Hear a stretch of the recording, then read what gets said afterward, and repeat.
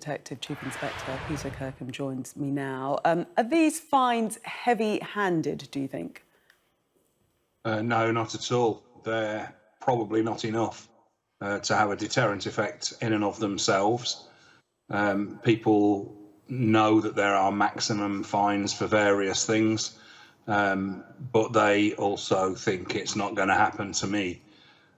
What we really need is sufficient police officers so that anybody holding an event like this knows that they are going to get caught. That is what will deter them from holding the event in the first place.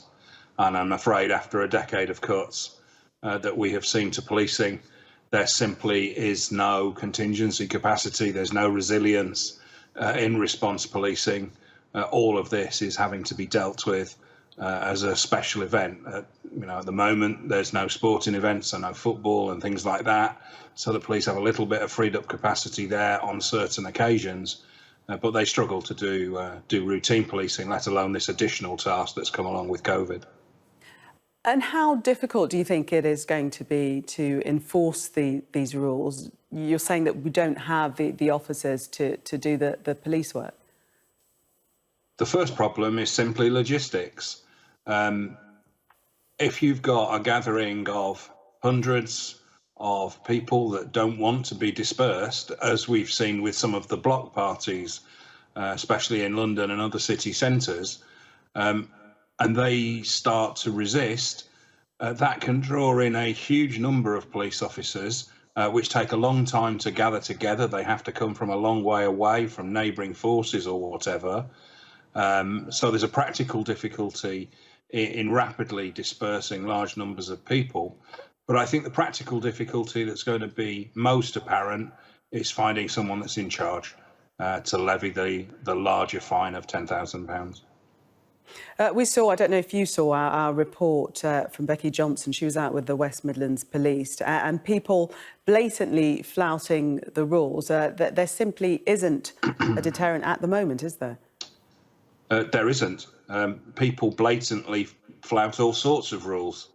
We see rules relating to drunkenness, antisocial behaviour, fly tipping, road traffic laws. You name it, people flout laws, and we are seeing them doing it in more and more numbers and more serious offences because there is limited deterrent from the criminal justice system. £10,000 is going to hurt most people if it's levied and if it's paid. A lot of the people that are going to be behind this are simply going to ignore the whole thing, and unfortunately the courts quite often aren't as robust as they should be in enforcing these things. So the first step is to get the police in a position to be able to identify the party organisers and find them. And the second step is getting the courts to actually pass deterrent sentences and robustly deal with anybody who doesn't pay the fines. The first bit, the police will do what they can, but they're limited simply by capacity. The second part, I'm not sure the courts have got the will to pass deterrent sentences anymore in relation to assaults and assaults on police, for instance. They are almost universally pathetic nowadays, and the concept of deterrent sentences seems to have gone. OK, Peter Kirkham, former Detective Chief Inspector with the Met Police. Thank you for sharing your views with us.